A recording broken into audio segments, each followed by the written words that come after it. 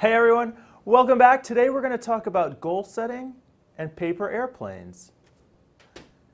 I'm Mike Sutton, small business owner, coach, and founder of BeBuildHave.com, where I help you be the person, build the business, and have the success that you want. So, paper airplanes and achieving our goals in business. What's the lesson here? So let's picture you have entered a paper airplane flying contest, and it's something that you've been preparing for. So you show up and you've got this beautiful state-of-the-art paper airplane that you've meticulously handcrafted using the latest in paper airplane technology, and you step up to the line to make your throw. This is you. And there's a hula hoop 100 feet out in front of you, and that's your target. So you step up and you're ready to take you through. It's a beautiful spring day, the exact kind of day that we're probably all dreaming for right now.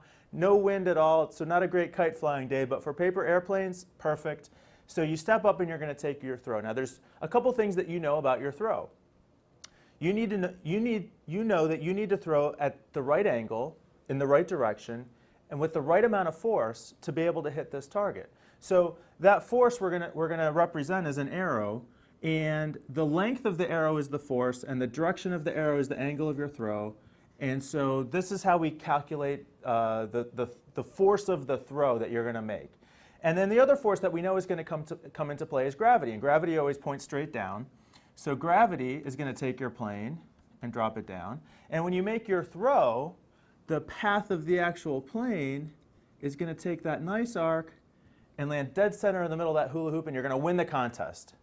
So some of you may recognize this as kind of a vector math lesson from physics. Don't panic. It's okay. This is as complicated as it's going to get. And I'll definitely tie it back into business. But there's one more variable I want to introduce. And so let's say you step up to the line and you're about to take your throw and you notice that there's a little bit of a wind. And for the simplicity of the diagram, we'll call it a headwind. So let's say you forget to take account of that wind factor. And so you step up and you make your exact same throw. Same direction, same angle, same force.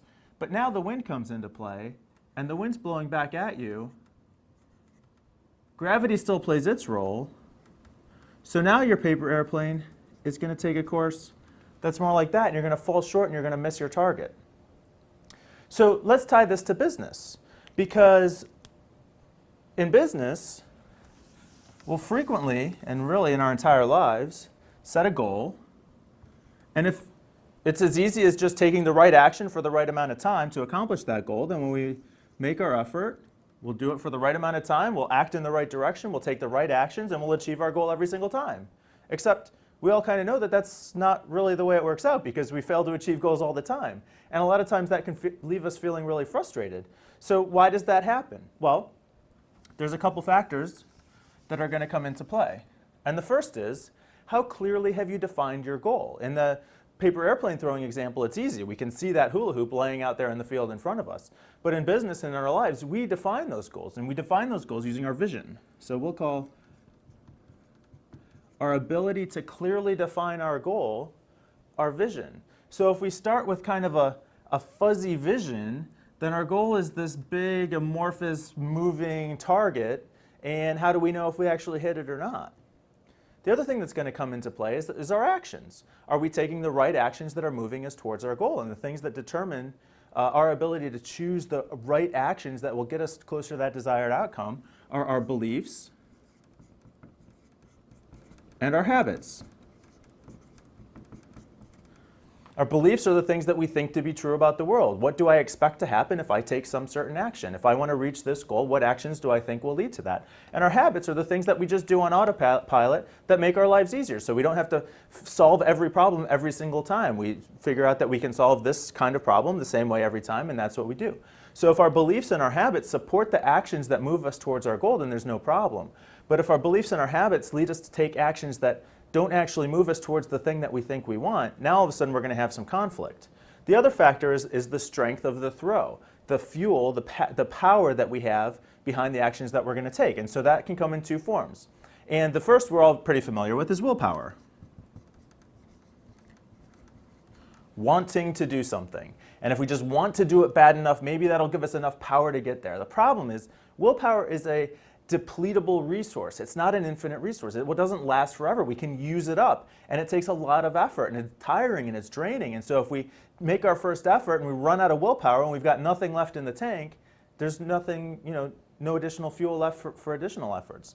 But the other resource that we have that's available to us, that is an infinite resource, that is vastly more powerful, that can give us the energy that we need to reach goals, complex, faraway goals, time after time after time, is passion. Passion is the fuel that can drive actions and really make amazing things happen in the world. So if we step into this and we've got a cloudy vision and we don't really know where we're headed, and our beliefs and habits aren't really in line with the goals that we're trying to accomplish, and we're really relying on willpower, then we kind of step up and we see kind of the direction we want to go, so we make a throw. And that doesn't quite get us where we want to go, and so we feel a little confused and distracted by that. But we're not ready to give up, so we take another throw and see if we can get any closer, but we're still not getting where we want, and now we're starting to get frustrated, and we're starting to get tired, and we're starting to question whether our vision is actually getting us where we want, but we take one final effort and launch off in some other direction, and who knows where we end up. But it wasn't at our goal, and we're frustrated, and we're tired, and we've done what we thought we could do, and so now we're ready to give up. The other side of it is, if we start with a clear vision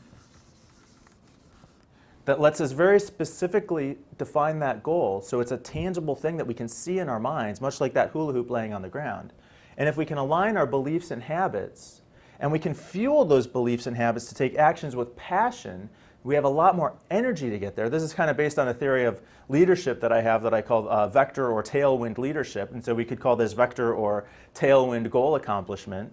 If we get all these things lined up so that one action leads to the next, we have passion fueling our actions, and everything is aligned with that vision and what we want to accomplish, then when we take our throw, and it's not a perfect throw every single time, but we see the direction we're going, and we can adjust based on how close it got us to our target. So then we take another throw. We adjust our actions, but we still have that passion fueling us so that we can keep moving forward. And we keep taking the actions necessary to get us closer and closer to our goal until finally we get there. And that's how we accomplish great things in life. We align our visions with our beliefs and habits, and we fuel those actions with passion so we can move towards amazing goals. And this is the thing that I work on with my coaching clients, because a lot of times when we run into frustrations, like I showed in the earlier example, it's because one of these things is out of whack. And so the key is finding out which it is for you, making sure that you've got the clear vision, that your habits and beliefs are supporting the actions that you need to take, and that you're fueling those things with passion. So that's my message for today. I hope you enjoyed the video. And until we talk again, be the person you want to be, build the business you want to build, and have the successful life that you want to have.